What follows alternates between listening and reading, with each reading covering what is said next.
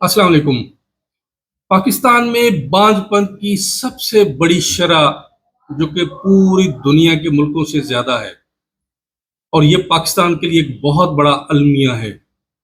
याद रखें, बांझपन का जिम्मेदार सिर्फ औरत ही नहीं, मर्द भी है, क्योंकि हमारे मुआशरे में ये एक जालमाना रवैया रखा जाता है कि बांझपन की जिम्मेदार हमेशा औरत होती है, जबकि मेरे तजर्बे में आया है कि ज्यादातर मर्द इसके जिम्मेदार होते हैं, जबकि हमारा जालिम मुआशरा औरतों को इसका जिम्मेदार ठहराता है।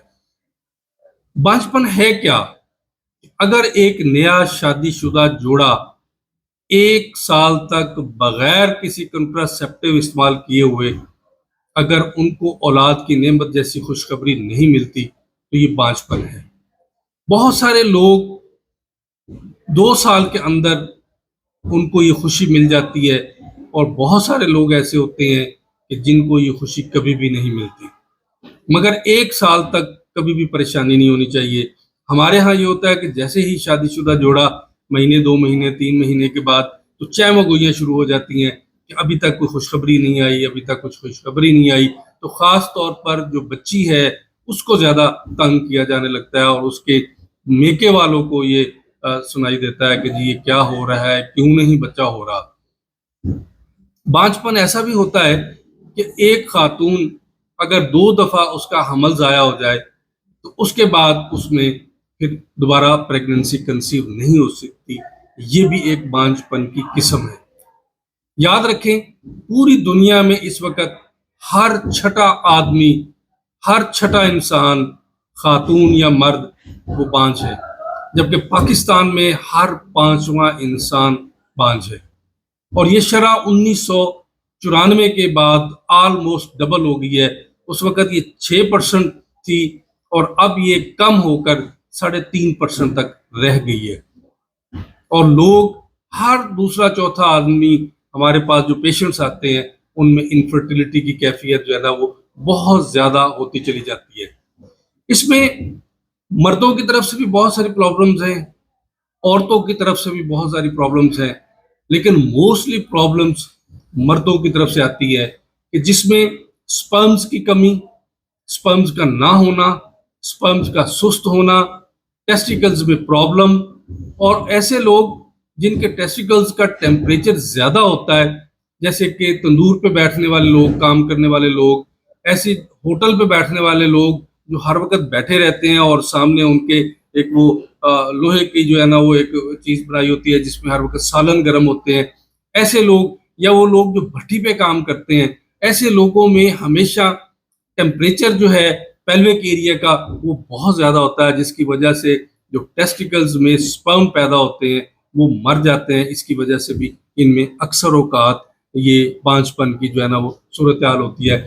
इसी तरह टेस्टिकल्स में इन्फेक्शन अगर हो जाए, किसी वजह से उनकी कोई सर्जरी हो जाए, ये बाज़ बैकबोन की सर्जरी की वजह से भी कुछ ऐसे केस देखे गए हैं कि जिनके टेस्टिकल्स में प्रॉब्लम आ जाती है और उनकी नर्व्स में प्रॉब्लम आ जाती है, जिसकी वजह से उनमें बांझपन आ जाता है मर्दों में। और मर्दों में एक बहुत बड़ी कॉमन काज ये भी है कि अगर कहीं बचपन में उनके टॉन्सल्स बढ़ गए हों और उनका गलत फिट किया जाए या टॉन्सल निकाल दिए जाएं, तो ऐसे केसेस में भी बांझपन के बहुत सारे केसेस देखे गए हैं जिनमें स्पर्म्स ऑलमोस्ट खत्म हो जाते हैं, मर जाते हैं, बिल्कुल जो है ना वो पैदा नहीं होते। और अगर ऐसे मर्दों में बाज़ वक़्त ऐसा भी होता है कि टेस्टिकल्स की प्रॉब्लम्स की वजह से इतने सुस्त हो जाते हैं हीट की वजह से कि वो वार्म तक पहुंच ही नहीं सकते और ओवन के साथ उनका मिलाप हो ही नहीं सकता। सो कंसीविंग जो है वो मुमकिन नहीं है। इसी तरह बाज़ वक़्त हार्मोन्स की खराबी, टेस्टिकल्स का कैंसर, टेस्टोस्टेरोन लेवल की मिकदार का बहुत ज्यादा कम हो जाना, तो ऐसे लोगों में भी बहुत जो है ना वो केसेस देखे गए हैं कि बाज़ वक़्त ऐसे केसेस भी हैं जिनमें ये आर्टिफिशियल डाइट्स जो हैं ये भी प्रॉब्लम करती हैं और इनमें भी स्पर्म्स की जो है ना वो कमी हो जाती है।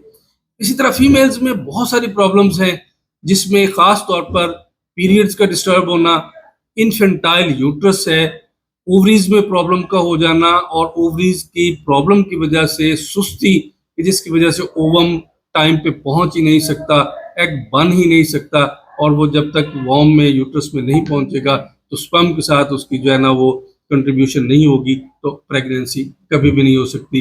इसी तरह मेंसेस में प्रॉब्लम, मेंसेस इरेगुलर होना, यूट्रस के साइज का प्रॉब्लम और यूट्रस की बहुत ज़्यादा इन्फेक्शन जिसमें सेक्सुअल ट्रांसमिटेड डिजीजेस भी उसका जो है ना वो सबब बनती हैं कि मेल की तरफ से बहुत ज़्यादा एसिडिटी और बहुत ज़्यादा जाम्स ऐसे जाते हैं जो यूट्रस की जो कैफियत है उसमें जो वो चेंज कर देते हैं, उसमें बहुत ज़्यादा इन्फेक्शन हो जाती है।